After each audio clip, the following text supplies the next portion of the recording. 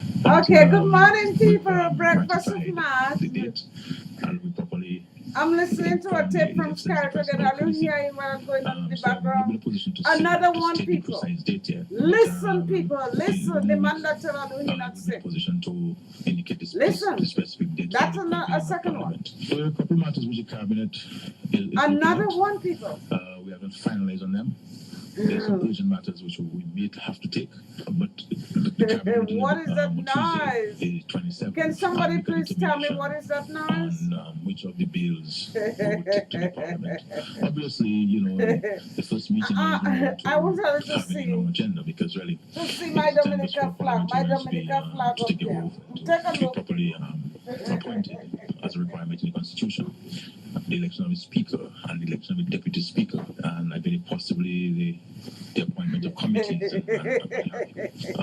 Anyway, Dominicans, are you really dangerously simple-minded and gullible? Scary doing it to all you again. Okay, I'll tell you what, I'll speak to Leonard Linton about the upcoming parliament. We've been told sometime next month as to the specific date. We don't have that just yet. You of course, listen to the Prime Minister. He did not say when next month, but did indicate it was sometime next month. But I want you to take your mind back to July 2014. We're going to come back, Dominica. We're going to come back. Of course, let me just remind you and take your mind back to this one. And you know, Mr. Madam Speaker, you like a fight. I understand, Madam Speaker. Yeah. And Mr. Madam Speaker, the ministers here, no, I don't gossip, Madam Speaker. Yeah. So when I speak with facts, Madam Speaker. As a big man like that, Madam Speaker, that he can't even behave himself, Madam Speaker, that he had to go to the United States for a whole month for anger management. Anger management. Oh, you didn't know that?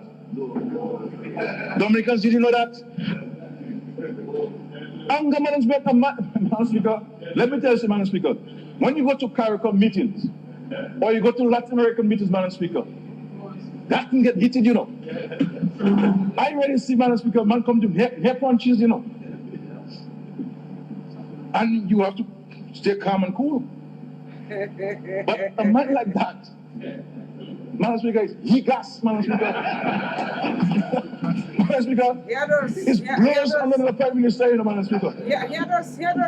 We cannot have men like that have to go to right America to get anger management treatment and therapy. All right. No, pause here. And listen to this statement in contrast to what the Prime Minister said in July 2014 as he wrapped up the budget debate. Now, listen to this, okay? Let's be fair here. Let's listen to this. What's fair? Dominicans don't think. They don't friggin' think. Very, very well. And the way that these people are talking about this is, you know, as if it's a factual thing. If the Prime Minister of Dominica or any country gets hospitalized, I can assure you there will be a formal statement coming from indicating such. And until you hear a statement coming from the office of the Prime Minister, Elas, let me make my position clear here. Statement. I am not laughing because I think that as much Carrick is trying to deny to the Dominican people he is a sick man. This is not my reason for laughing. My reason for laughing is laughing at the Dominican people for them to not see that the man is a sick man and he's trying to bamboozle you one more time. What is wrong with you people? The man is taking advantage of all your ignorance and all your kindness. Should I call it kindness? You know, the Bible says and Bob Marley says. We're open to Parliament sometime in February. All right, okay. So that was the Prime Minister. The anger management story with Leonard Linton, and of course we all know the story was not true. It never happened. And Mr. Leonard Linton did call at the time for an apology. Now the Prime Minister shed in tears. You know, people expressing genuine concern about his illness. And here we have it. Leonard Linton, I imagine you remember that moment? Good morning. I remember that moment. I remember that moment very well. Because you see, This is the kind of thing that we are concerned about. The standards of debate and content of the parliamentary exchanges. Yeah. Why did the Prime Minister have to use the Parliament and the immunity of Parliament, having concocted a lie? He knew it was not true, you know. The reason he went to Parliament with it is because he knew it was not true. And whatever he says in Parliament, he cannot be challenged on it. So here you have a man, you know, who is always playing victim. But he creates his own victims, he savages them. And when the time comes for him to face up and to man up, he's asking people, he's finding ways of asking people to feel sorry for him. Henry. So they had said Dominica's I am constitution was obsolete. happy to hear that the Prime Minister is well, in his own words. I believe he's well. It is for true. They were I'm right happy to hear that he plans to go to the Parliament next month. The way it looks like it will be sometime after Carnival. The matter of the and the reason this is important, Matt, is because we're getting ready for a new season in Parliament. I, at the time, was not a member of the House. Oh, Lord Jesus Christ. So I was not in there, and there is nothing that I could have said in defense of myself. I am told that there is a protocol in the conduct of the affairs of the House that you, as a member, will not speak about people who are not in the Parliament in derogatory terms, or about anybody, but especially people who are not there, especially but primarily because they have no right of reply. They cannot speak to you in the House, and therefore you should be careful about denigrating and savaging people who are not there. That, I understand, is an ongoing protocol, a rule of engagement. The Speaker of the Parliament sat there, listened to that, said nothing, permitted the Prime Minister to go to tongue on what essentially was a major lie. It never happened. Lennox Linton has never had anger management treatment here in Dominica or anywhere else in the world in his entire life.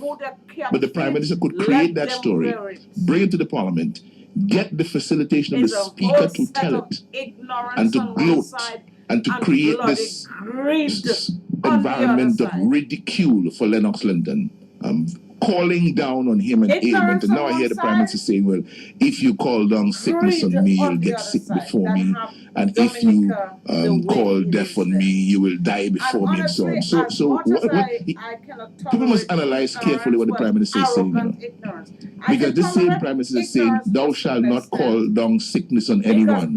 Call down the ailment of anger management on me back in July of 2014. So what was he doing there? What was he doing? Arrogant, and why all the hypocrisy? Why all the hypocrisy? What is the Prime Minister doing now? And you see, we are visiting this at the time when we're heading back into Parliament. Did you hear that, Lennox? Did you hear talk of he being ill? Yeah, I heard that. You hear a lot of things, Matt. And all I'm saying, if the Prime Minister, in his own words, has come to the nation and says, listen, let's set this aside. I am well, the Prime Minister is well. And we leave it at that. I feel more sympathetic. Sickness doesn't hide it. Arrogant.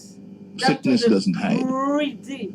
So if the Prime Minister is well, then the Prime Minister is well. If something is, who knows? I may get unwell tomorrow. I feel well today. I may get unwell tomorrow or next week, or God forbid. You don't know.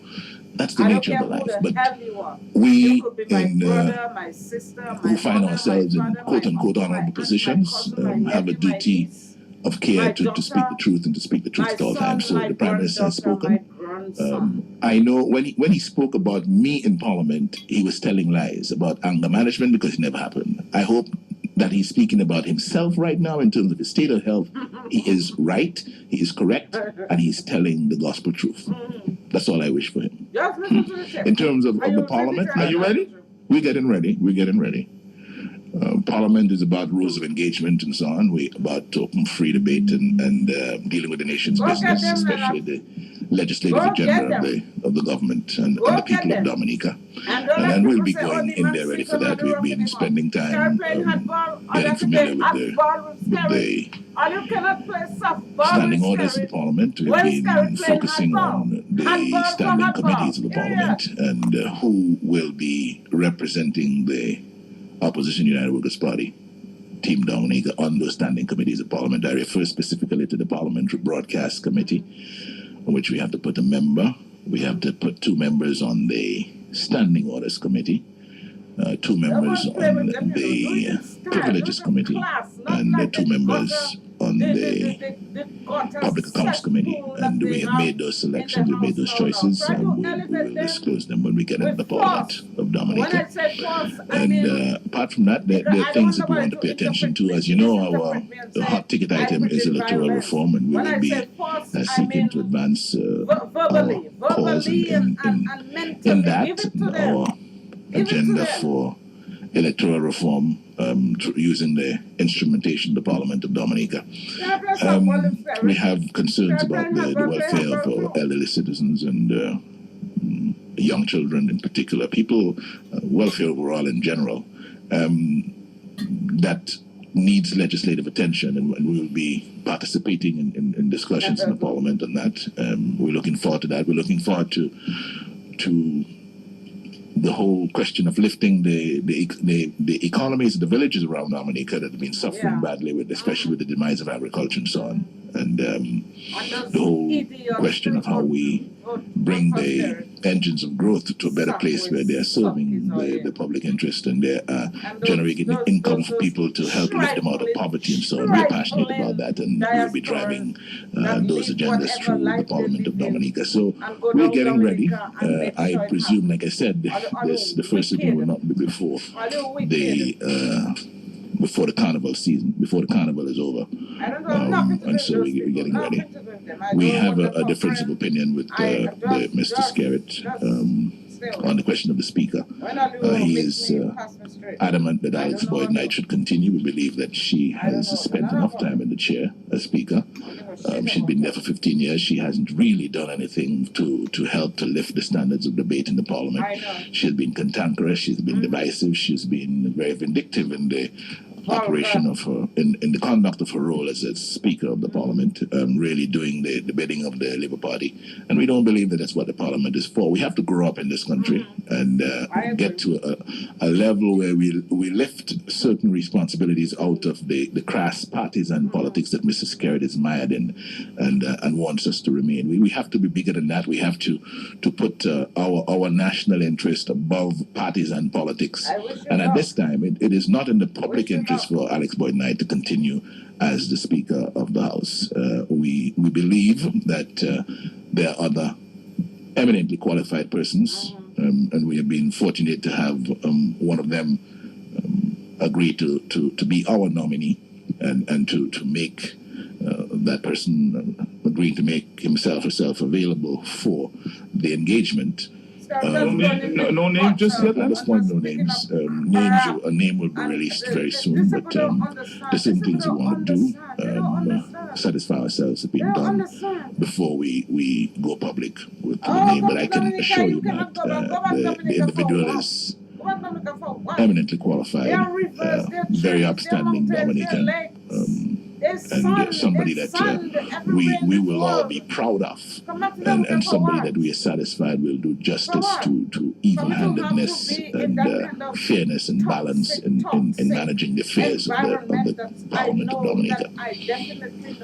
What about the nominee for Deputy Speaker? You have any problems with that? The name Edward Regis? No, we're not going to get involved in that. Edward Regis is the government's nominee for Deputy Speaker. We're more concerned about the Speaker's position, and it would be nice if the government could come around to the idea that a change of Speaker is necessary, not for Lennox Linton and the United Workers' Party, because whatever we get, whatever circumstances confront us in discharging our responsibilities in Parliament, we will get those responsibilities discharged in the typical pursuit of excellence that we have become known for. And our interest is really what is best for the public. And so we're not going there to engage in idle talk or